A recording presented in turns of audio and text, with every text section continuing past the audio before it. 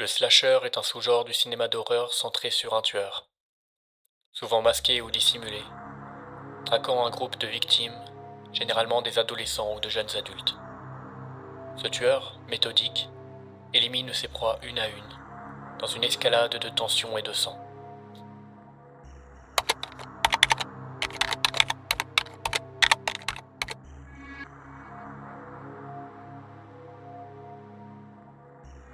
Avant qu'un masque blanc ne hante les nuits d'Halloween, avant qu'un tueur n'émerge d'un lac pour traquer des adolescents dans les bois, le slasher était déjà là.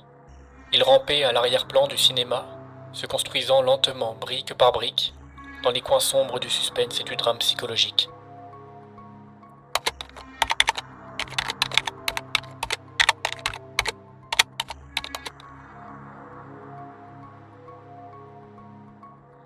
Tout commence en 1960, lorsque Alfred Hitchcock réalise Psycho. Ce film, devenu mythique, raconte l'histoire d'un gérant de motel à l'apparence inoffensive, Norman Bates. Mais sous cette façade timide se cache une psyché brisée, dérangée, dangereuse. Psycho marque un tournant. Hitchcock ose filmer un meurtre frontal, brutal et psychologiquement troublant. La célèbre scène de la douche devient un choc culturel. Soudain, l'horreur n'est plus une créature de cauchemar, elle est humaine. Le mal peut être poli, gentil, presque invisible. Et surtout, il peut surgir à tout moment. En tuant son héroïne au bout de 30 minutes, Hitchcock casse les attentes du public et introduit une angoisse nouvelle. Personne n'est à l'abri.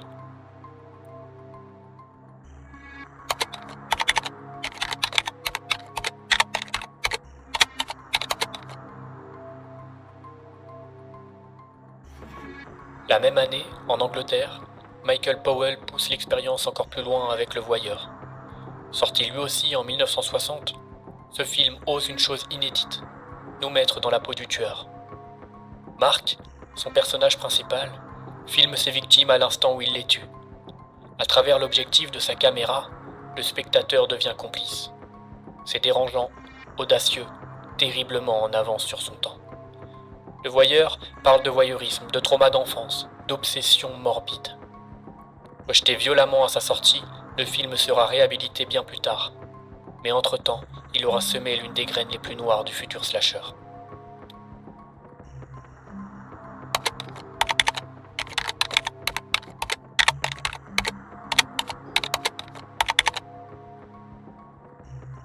« 14 ans après les premiers frissons psychologiques, l'horreur prend un virage brutal avec Tobe Hooper et son film choc, Massacre à la tronçonneuse, sorti en 1974. Inspiré par le tueur réel Ed Gein, ce long métrage abandonne toute élégance formelle. Il est rugueux, viscéral, presque documentaire. Il nous plonge dans une Amérique rurale dégénérée, écrasée par la chaleur, la poussière et la mort. Un groupe de jeunes partis en road trip y croise la route d'une famille de cannibales isolés. Et au centre, Leatherface, géant, muet, au masque de chair humaine, armé d'une tronçonneuse. Il ne parle pas, il fonce, il massacre. Ce qui glace véritablement le sang, ça n'est pas la tronçonneuse, c'est ce qui vient après. C'est la scène du repas, véritable pièce maîtresse du film qui transforme l'horreur physique en horreur psychologique. Sally, la seule survivante, est attachée à une chaise. Autour d'elle, la famille entière se rassemble pour dîner, ou plutôt pour la déguster. Le grand-père sénile, au bord de la décomposition, est amené pour lui donner le coup de grâce. Ce moment grotesque, absurde et terrifiant dépasse la simple scène d'angoisse.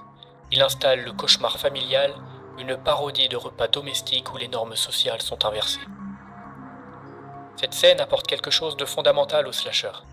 Elle met la Final Girl face à l'humiliation, la folie collective et la perte totale de repères.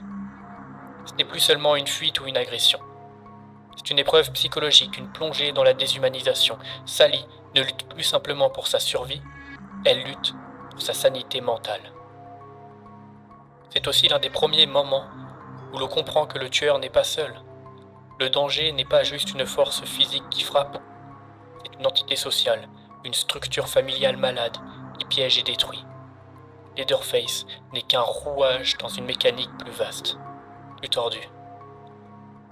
Et ce modèle, celui De l'environnement complice, la maison, la famille, le quotidien des tournées deviendra central dans de nombreux slashers à venir.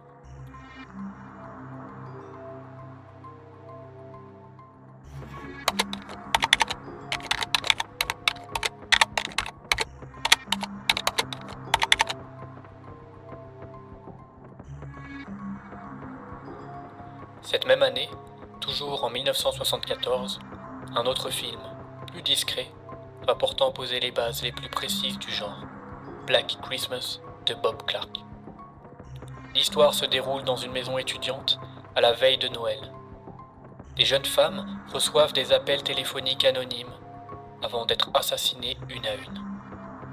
Le tueur, que l'on ne voit jamais clairement, semble omniprésent, comme un fantôme qui habite les lieux. L'atmosphère est glaciale, le rythme lent, la tension constante. Clark y développe une structure qui deviendra celle du slasher classique. Le tueur invisible, l'appel angoissant, la final girl, forte et lucide, le décor clos et familier et surtout, l'absence de justification. Le mal frappe sans prévenir, sans logique, et il disparaît sans explication. De 1960 à 1974, ces 4 films posent chacun une pierre essentielle. La psychologie torturée du tueur, l'identification malsaine du spectateur, l'intensité de la violence physique et la mécanique de la traque. Ensemble, ils construisent un genre sans le nommer. Le slasher existe, il n'a pas encore de costume, mais il respire.